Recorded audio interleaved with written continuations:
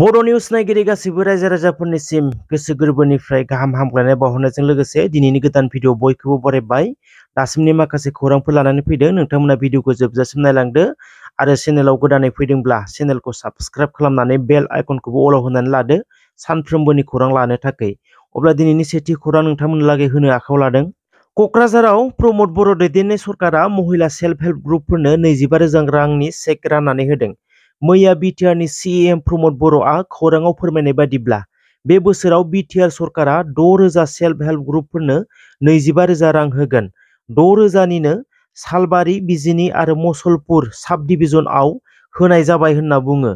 मैयानि दिनाव परबतजरा, गसाइगाव, क'क्राझार आरो चिरां साब डिभिजननि गासै 1700निबो बारा सेल्फ हेल्प ग्रुपफोरनो 25,000 रांनि चेक बिलाइखौ राननानै होदों होनना मोनथिनो मोन्दों।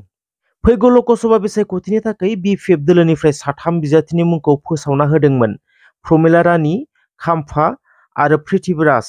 बिथांमोननि गेजेराव मानगोनां प्रमिला रानीया सिगाङावनो रैखा खालामना होखादोंमोन बे बाराव गेलेया होननानै। आरोबाव खौरांगिरिनि गेजेरजों मानि थाखाय गेलेया बिनि जाहोनखौबो बुंनानै होदों। गोसो दंमोन नाथाय थाखा फैसा गैया आरो हानजायाव सोरखौ होगोन सोरखौ दोनगोन उसुबिदा जायो, जाहाथे सायख'नो मोजां जानाय बायदि आं गेलेया होनना रोखा खालामना होबाय होनना खौरांनि गेजेरजों बुंनायखौ नुनो मोन्दों। আহিছিল মানে এতিয়া টকা নাই, পইচা নাই, সাহস কৰা নাই। আছিলে মোৰ ইচ্ছাও আছিলে, ইচ্ছা আছিলে, সেইকাৰণে মোৰ নামটো দিছে। কিন্তু মই নিজে ভাবিলোঁ নহয়, এইটো তামচা কৰি লাভ নাই। গতিকে মই নিজে বুজিব লাগিব, সেইকাৰণে মই পিছুৱাইছোঁ আৰু নেখেলোঁ বুলি মই মানে কিবা কৰি দিছোঁ, ডিক্লেয়াৰ কৰি দিছোঁ, যাতে আমাৰ লিডাৰে সুবিধা পায় আৰু কেণ্ডিডেটজনক ডিক্লেয়াৰ দিবৰ কাৰণে সুবিধা পায়, যাতে তেওঁ নাভাবে যে বাইদেৱে ইচ্ছা কৰি আছে, গতিকে সেইটো বিবেচনা কৰিব। गसाइगावआव बिपिएफ राजखान्थि दोलोनि मावथिफोरनि लोगो हमलायनाय हाबाफारि खुंफुंदों। मख'नो गोनांदि बिटिसिनि बारग' चिफ हाग्रामा महिलारिनि नुजाथिनायाव खमैबो 20,000निबो बांसिन रायजो राजाफ्रा ज' जादोंमोन होनना मोनथिनो मोन्दों। रायजो राजानि लैहोर लैहोर फैनानै हाबाफारियाव बाहागो लाफैनायखौ नुनानै हाग्रामा महिलारिनि गोसोआव देरहागोननि आसा आरो कनफिडेन्सआ फैदों। नाथाय रायजो राजाया सोरखौ देरहाहोगोन बेखौ समासो खिन्थासिगोन। जेराव हाग्रामा महिलारिया नुजाथिहैयो बैयाव रोजा रोजा सुबुंनि बाना। बेराफारसेथिं इउपिपिएलआबो खम नङा। जेराव प्रमद बर' नुजाथियो बेयावबो रोजा रोजा सुबुंनि बाना बोहैयो। बेफोर सावगारिखौ नायोब्ला जों बुंनो हायो बर'फोरा थुब्लाहै खावनै जाखाबाय। गुबुन हारिया सोरनि दलाव बांसिन दङ बिनि सायावसो डिपेन्ड खालामसिगोन। आसा खालामो जायानो जाथों जोंनि बर'आनो देरहाथों। दुलाराय बर' फरायसा आफादाव गोलाव सम खामानि मावबोनायनि उनाव रिजाइन होनानै बिपिएफ राजखान्थि दोलोआव आगान होफैबाय रायमना दालाइसा एबसुनि दैदेनगिरि मनजित नार्जारिया। दुखु गोनां बाथ्रा 2020 सनाव जेलानाखि बिटिआर रेकर्ड जायो बेनि उनाव जोंहा गोदान गभर्नमेन्ट फैबाय।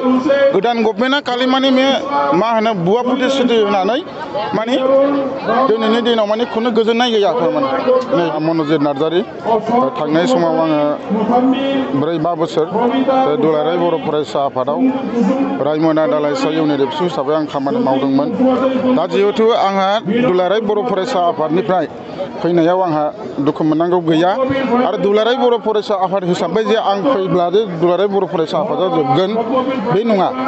आरो आङो खावलायदों जाय दुलाराय बर' फरायसा आफादनि बिबानगिरि बिथांमोन दं बिथांमोनहा अरायबो बर' हारिनि थाखाय खामानि मावलांनो हागोन, आंहा बेखौ निस्सय आसा दं। आरो प्रमद बर' दैदेननाय इउपिपिएल सोरखारा 5G स्पिडजों खामानि मावदों।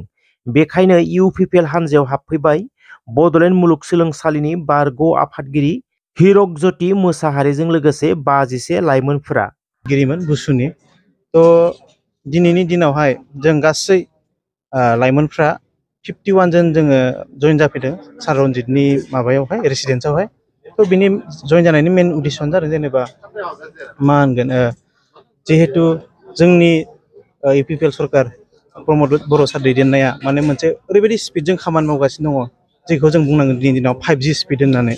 थ' जों खोब मोजां मोनदों आरो बिनि गेजेरजोंहाय जों बेखौ बुंनांगोन जे जेनेबा सारमोननि जितु मोनसे मिशन एन्ड भिजनआ बांसिन इउथ्सफोरखौहाय माने गोजौ थाखोसिम लांनाय, माने हिउमेन रिसर्स मोजां क्रिएट खालामनाय दिनैनि दिनावहाय बेफोरबायदि नोजोर होनायखौ जों खोब नुबोबाय थादों।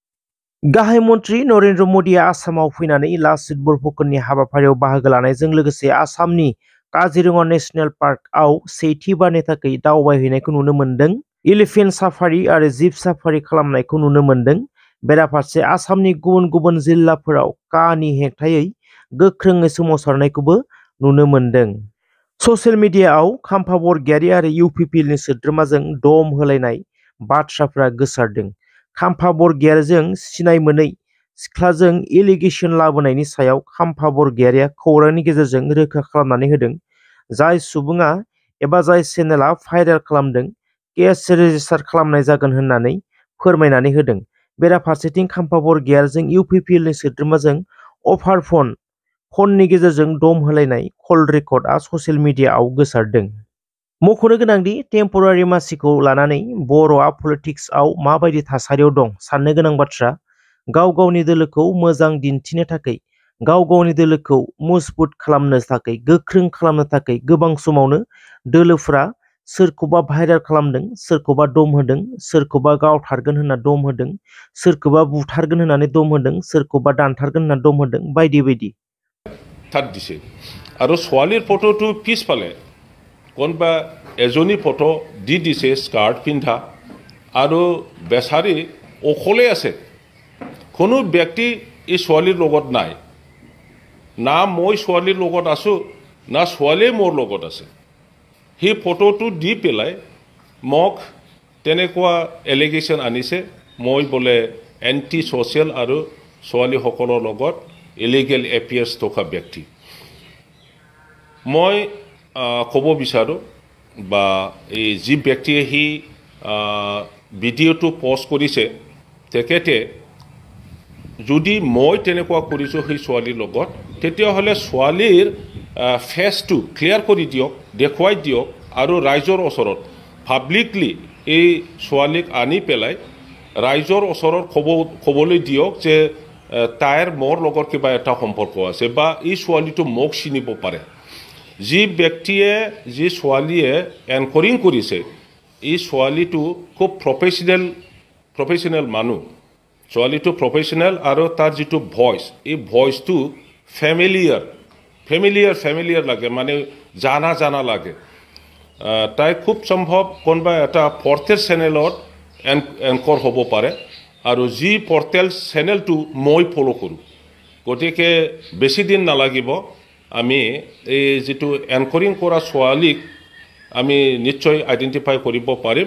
মই ইতিমধ্যে ডিষ্ট্ৰিক্ট পুলিচৰ তাত অনাৰেবল এছপিৰ ওচৰত মই FIR দাখিল কৰিছোঁ আৰু তেখেতে মোক এছুৰেঞ্চ দিছে যেনে প্ৰকাৰে এই কয়েকদিনৰ ভিতৰতে যি মানুহে সেইটো পষ্ট কৰিছে তেখেতসকলে মানে লকেট কৰিব, মোবাইল নাম্বাৰটো ছুইচ অফ কৰি থৈ দিছে আৰু মানে যেতিয়া প্ৰয়োজন হয় খুব সম্ভৱ সেইটো সময়তহে কিবাটো মোবাইলটো ইউজ কৰে, সেইটো লকেট কৰিব আৰু এই মানুহজন ধৰা খাব। নতুনকৈ ইয়াৰ পিছত যোৱাকালি খুব সম্ভৱ ইয়াৰ ডেফিনেটলি ৰিলেশ্যনটো থাকিব পাৰে। এটা পৰ্টেল চেনেলত ফৰকাষ্ট কৰি কিবা টেলিকাষ্ট কৰিছে। এইটো হ'ল btr.gov.com btr.gov.com বুলি এটা পৰ্টেল চেনেলত টেলিকাষ্ট কৰিছে। थैंक यू सो मच रायजोफोर जायफोरा भिडिअखौ जोबजासिम नायजोब्बाय। नोंथांमोना भिडिअखौ मोजां मोनदोंब्ला मोनसे लाइक खालामदो आरो चेनेलाव गोदानै फैदोंब्ला साबस्क्राइब खालामाखैब्ला अन्नानै चेनेलखौ साबस्क्राइब खालामनानै बेल आइकनखौ अलाव थुनानै लादो। Thank you so much.